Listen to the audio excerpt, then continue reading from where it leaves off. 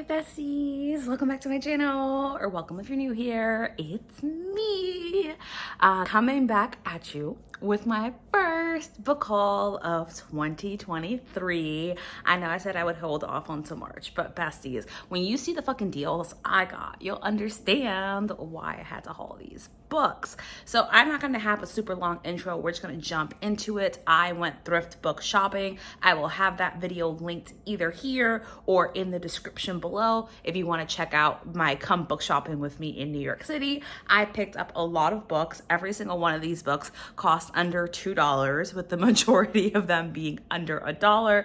And in the end, I'll tell you how many books I bought and how much I spent in total. Now, I was thrifting up in the Bronx and I saw this book and it was hiding underneath a pile and I was like, no fucking way! So this book has gotten so much love, so much hype. I'm so excited that I picked it up. I paid exactly, I think, $1 for this book, if not 57 cents, something like that. And this is Kiss Her Once for Me by Allison Cochran, I think. Yeah, that sounds right to me. So in this book, we're following our main character who had a one-night stand with this woman. She completely falls in love with her. Her life is going great until shit hits the fan the very next day. She's left feeling very jaded. We are some amount of time into the future, and the landlord for the bookstore that she works at is like, I'm gonna get my inheritance, but in order for me to get my inheritance, I need to be married. So you want to be my fake fiance so we can both get some cash. So they go ahead and do that and decide that they're going to spend their winter holidays with his family up at a cabin to really sell the story. But lo and behold, his sister is the woman that our main female character fell in love with in the span of that one night. And this is the story of her trying to decide whether or not to stick with the safety of the fake relationship or to be with the woman that she fell in love with. I'm excited to read it. I know so many people have loved it, but as I was reading the summary, I was like, my immediate thought was, the fuck? Fell in love with one night? And you think I'm giving up my half of that inheritance? I don't fucking think so. One night? A woman you knew for less than 24 hours? Why can't you have both, besties? Everyone knows the marriage is fake, so we'll see where this is gonna go. The next book that I picked up is also sapphic. This is Honey Girl by Morgan Rogers. I've heard a lot of things about this book. So in this book, we are following this woman here who is getting her PhD in physics, I think, or has just gotten her PhD in physics. She's trying to find a career, but it is a very hard thing to do, especially as a Black woman in this field, trying to navigate and get tenure within this field. She has a wild night and gets married to this random woman in Vegas. And this is the story of her trying to figure out what to do with her future, her career, navigating the difficulties ahead of her, but also the relationship with the wife she doesn't know. I've heard this can be flowery, but I love flowery writing, so I'm pretty sure I'm going to love this book, and I'm very excited to get to it. Again, I'm not going to repeat all the prices. You know, I paid $1 or so for the book. Also, for $1, I just said I'm not going to repeat the prices. I'm not, okay?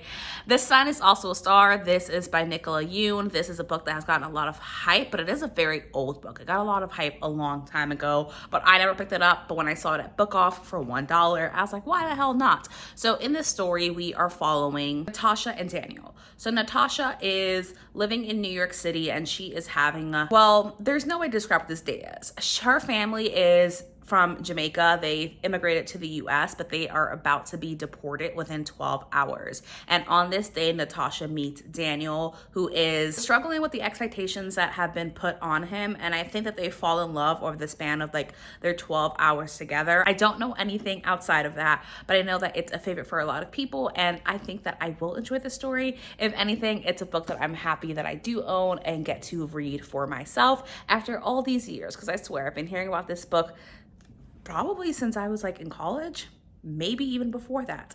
If I looked at the publication year, I would know, but you all know me and I'm not gonna do that. This book was hella inspired by Ashley from Ashley's Little Library. I freaking screamed when I picked up this book, and I'm going to tell you the price of this because I remember that I paid 54 cents for this book. 54 cents.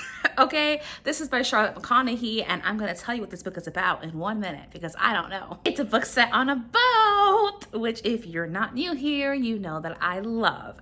Okay, so in this book, we're following Franny, and Franny does like research on birds or something. I don't know. So she goes up to Antarctica, and Franny is running from a lot of shit. Let's just say her past is hella dark. We don't know why it's dark, but it is. So she goes up to Antarctica. She gets on this boat to like track the migration of some flock of birds or something, but things are going wrong on this ship, and Franny is getting increasingly paranoid and willing to solve whatever it is she's trying to solve at any cost. Is this not the most beautiful summary you've ever heard?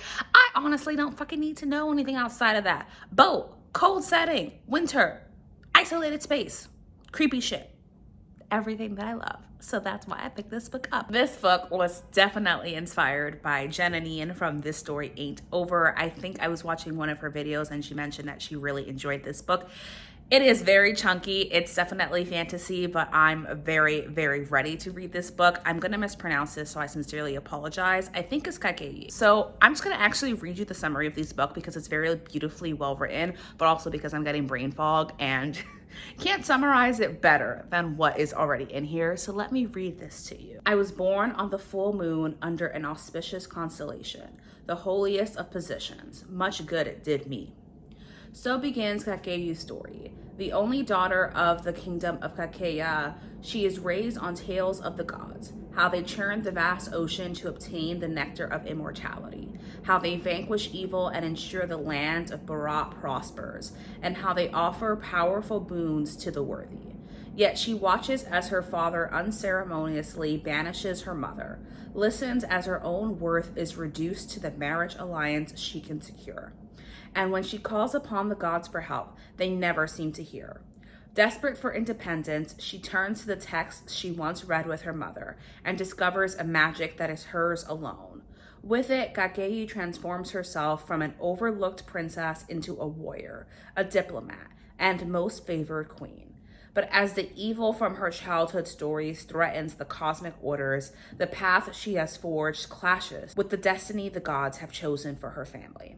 And Kakei must decide if resistance is worth the destruction it will wreak, and what legacy she intends to leave behind. I love a fantasy story like this, and I think it's going to be such a beautiful time. So we'll see when I get to it, but when I do, I really think I'm going to love it. Oh, look, another isolated winter storm book. So this is The Sanatorium by Sarah Pierce.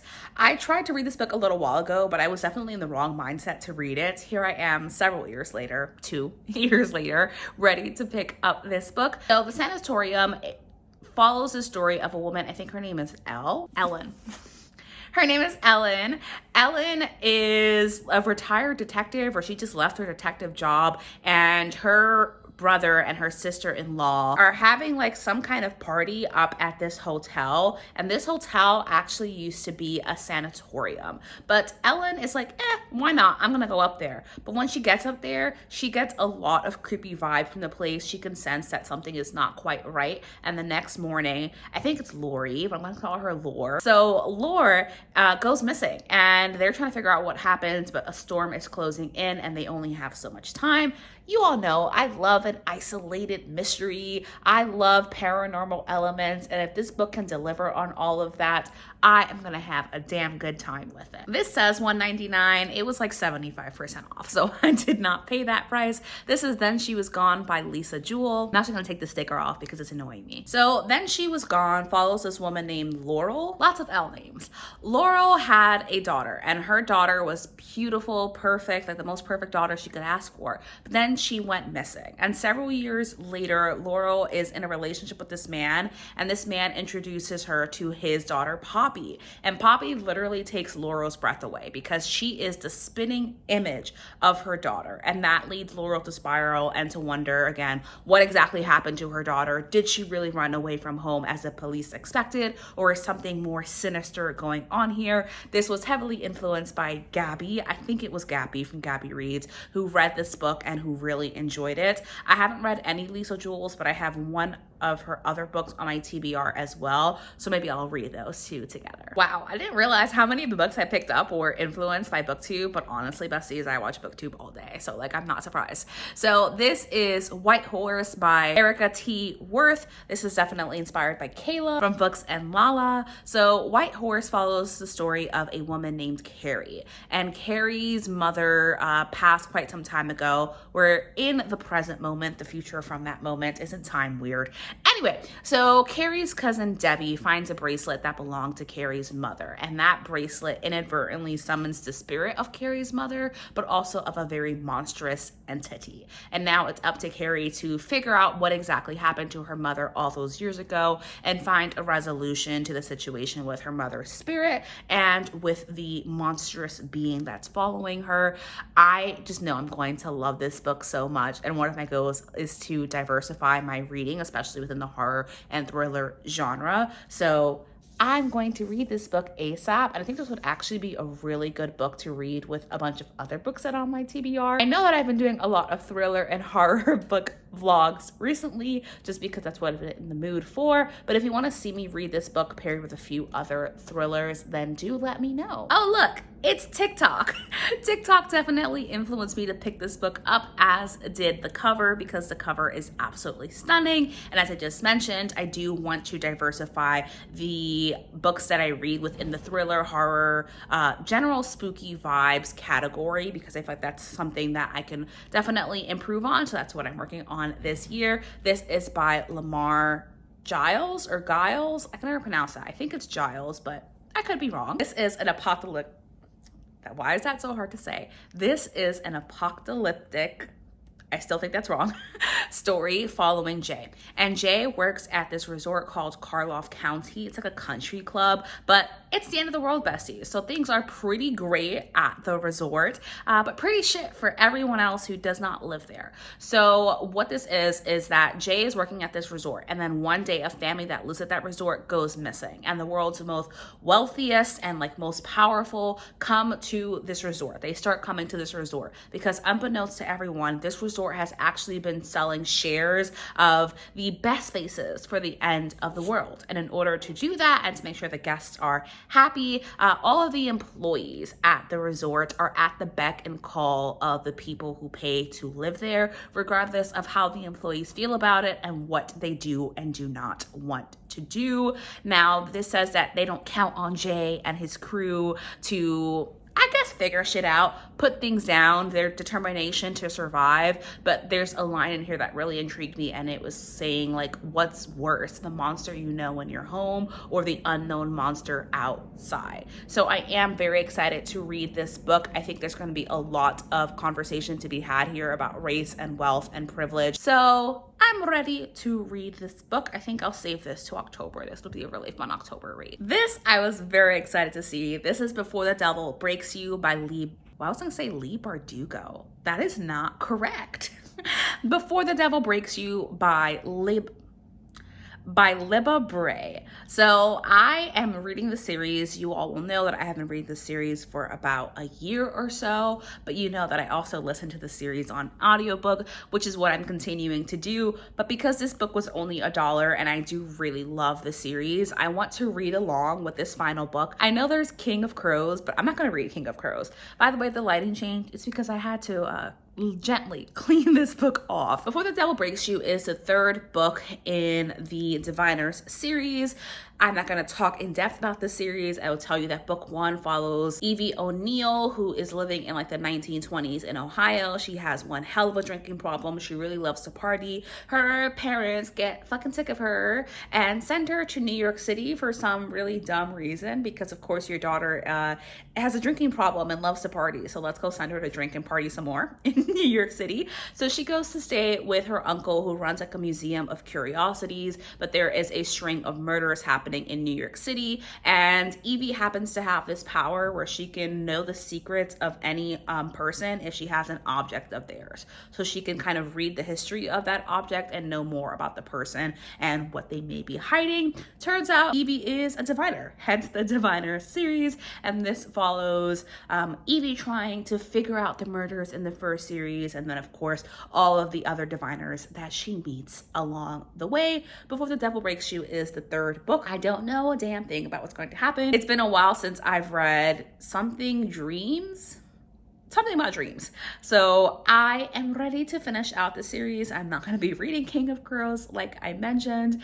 I just want to have the complete set since I have really, really loved reading the Diviners and have given every book so far 4.5 to 5 stars. I've just put Before the Devil Breaks You off because I know it's going to be very, very heavy, very dense. If you can see my grip on this book and just how big it is, and also just covers a lot of subjects that I'm very sure will make me angry and make me cry. And wow, look at that. I actually read a book almost as soon as I purchased it. This is Small Spaces by Catherine Arden. And if that name sounds familiar, Catherine Arden actually wrote Bear and the Nightingale, which I didn't know. So in Small Spaces, we are following Ollie, and Ollie is having a hard time right now in her life. Ollie really loves books. She's fairly advanced, but she is struggling pretty badly. So one day she is coming home from school. She goes by this river because that's where she likes to read and kind of just have her escape from the world and from what she is dealing with in her own internal world and in her life. So when she's there, she sees this woman, and this woman is like sobbing hysterically. She's like just has makeup smeared all over, and she's holding this book, and she's about to throw this book into the river. And Ollie is like, I don't fucking think so. I love books. You're not going to do that to a book. You should donate that book. So Miss Ollie snatches the book, and as she snatches the book, the woman tells her, of course he would pick you. Of course you would be 11. Some other creepy ass. The way my pile of books just fell over and knocked over my glass lamp. Give me a minute. Anyway, yikes. Okay. I'll pretend that's not creepy. Anyway, so she snatches the book. She starts reading the book. She realizes it's a diary of a woman who lived at this farm, and this farm actually still exists in her town. And of course, the very next day, the middle school that Ollie attends goes on a field trip to this farm. It's about scarecrows and this thing called the Smiling Man. There is a very cute friendship group in here. I personally did not find it scary, obviously because this is middle grade, but I still had a really great time with it. I gave it 4 stars. Not that this is a review, just know that I really enjoyed this book, and I did pick it up in this book haul. And that's it. Those are all of the books that I picked up. I was gonna count them, but now they're all spread all over the floor. So let me do that. I'm pretty sure it was like 11 or 12 books, and I paid a total of about $12 for all of those books. But as always, thank you so much for watching this video. I hope that you enjoyed it. Subscribe if you would like to. Tell me if you've read any of these books or you plan to read any of these books, and I will see you next time. Bye.